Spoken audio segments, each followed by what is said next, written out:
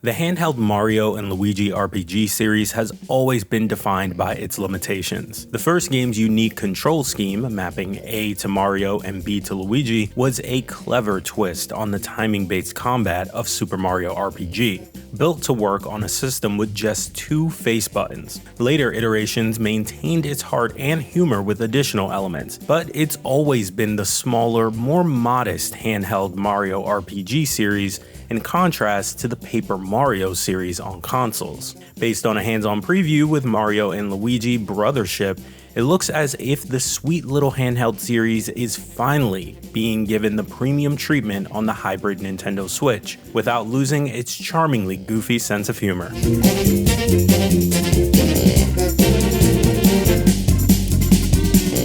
It's been almost a decade since a new Mario and Luigi game released, so it's only natural that Brothership would be a significant visual upgrade over anything we've seen before. Even still, the new look is immediately striking thanks to a beautiful, bright, and cheery animated style that lets the brothers squash and stretch like Looney Tunes characters. The Mario and Luigi games have always focused heavily on the dynamic between the two brothers, so this element lets the animations emphasize their personalities. Mario, as always, is the steadfast hero, while Luigi is more of a well-meaning but overconfident goofball. This time, the Super Bros are magically plucked from their homey Mushroom Kingdom to a mysterious new land called Concordia. This land was once a single world held together by glowing threads of a magical tree, but the tree became corrupted and the island split apart. Mario and Luigi have come into possession of a new sapling to restore the World Tree, which they house on their floating sea vessel.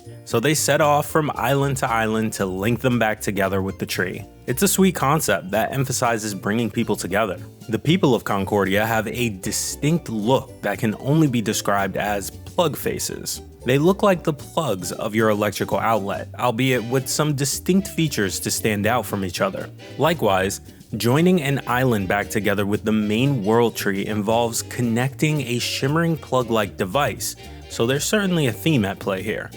Sailing is done automatically and surprisingly reminded me of a cross between 2 different Zelda games, Wind Waker and Spirit Tracks. You choose a set of currents to ride along, and you'll journey on the circle of that current repeatedly until you scope out a destination using your spyglass. Since the ship doubles as your home base, it travels independently once you chart a course. You can roam around and do some shopping while en route to your destination. While the major mission critical islands are obvious, there's a sense of discovery as well, since you can find other islands and landmarks to explore using the spyglass. And the feeling of sailing across the open sea in a brightly colored landscape was Wind Waker through and through. Once you arrive at a mission island, you need to find its lighthouse, which will come down to completing a themed quest. In the first island I visited, the Concordians were struggling from severely bad vibes, thanks to their Groove Master dance leader being too ashamed to show his face due to a bad hair day. So Mario and Luigi had to venture into a scary forest to find the vendor who made the finest quality hair wax, restore the Groove Master's confidence, and get the citizens dancing again.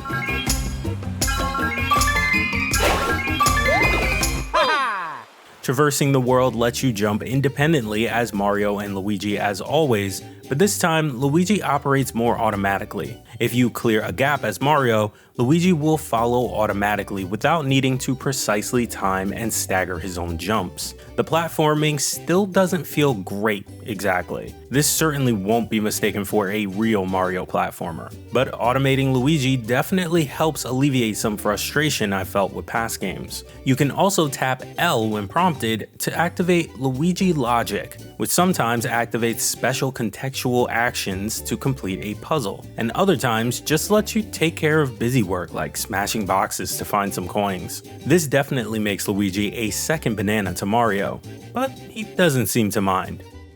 When you encounter an enemy in the world, you can get a boost by initiating with a well-timed jump. That launches you into the battle screen, where Mario and Luigi operate with their own buttons for jumps and dodges. The Mario and Luigi twist on timing-based combat has always involved controlling both brothers simultaneously and carefully reading enemy attacks to know which brother they're targeting. That's present here too, and on top of that, Your attacks are their canvas to show off the brothers' animated antics. Most of your timing prompts will involve some interaction between the two. For example, a hammer attack might bounce back, only to have Luigi smack the hammer with his own for an extra finisher. These had a nice level of variety to them, with different animations triggering based on which brother you're using, which attack you're using, and which enemy you're targeting. I was, however, slightly disoriented by the way the menu confirmation works. Mario's button prompts are always mapped to A, and Luigi's are always mapped to B, as usual for the series. But when selecting an attack from the menu, A is confirm and B is cancel, regardless of which brother you're selecting.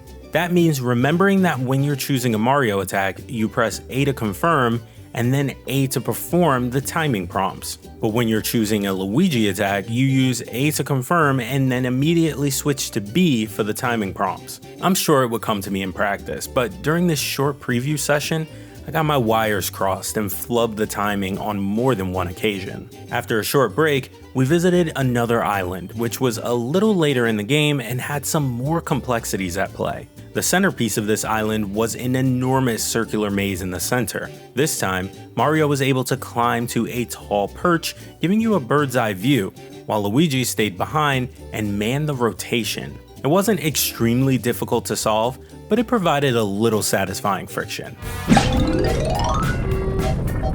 This second island was also meant to show off another new feature. A set of special passive abilities called plugs could be equipped, giving you specialized benefits like 100% critical chance against certain enemy types. These are purchased using a special currency found by exploring the world, and the abilities themselves can be prepared ahead of time or hot swapped during battle.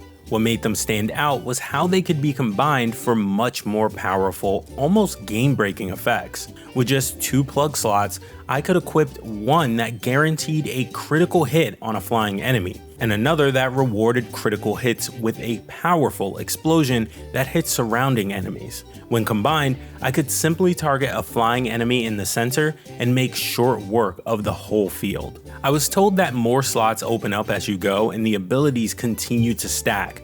And just from the small taste of this system, I could imagine tinkering with combinations to craft my own powerful strategies. They do come with some limitations, like a set number of uses before they need to recharge. But as a nice quality of life feature, you don't use a charge of an ability if it couldn't be triggered. For example, if you keep an anti-spike ability equipped and hit a non-spike enemy, that won't count against your uses.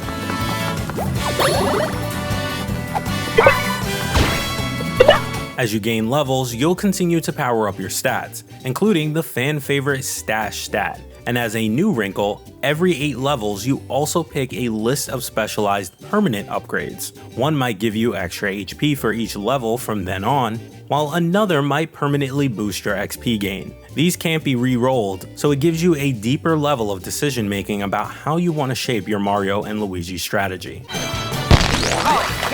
Though we didn't see the feature in action, we were told that tethering new islands will allow NPCs to move freely between all the other islands you've joined, opening up new side quests and other opportunities for exploration. Each island seems fairly quick to complete initially, but the ability to go back and find new quests suggests a potentially deep layer of exploration. Just how deep it goes remains to be seen in the full game, but what I've seen so far is certainly impressive. The Mario and Luigi series has long been a de facto second-tier Mario RPG, the little sibling of the dual series. Mario and Luigi Brothership is an opportunity to come into its own on a bigger stage, and thanks to a comical animated presentation and some surprisingly deep RPG hooks, it's finally moving beyond its own limitations.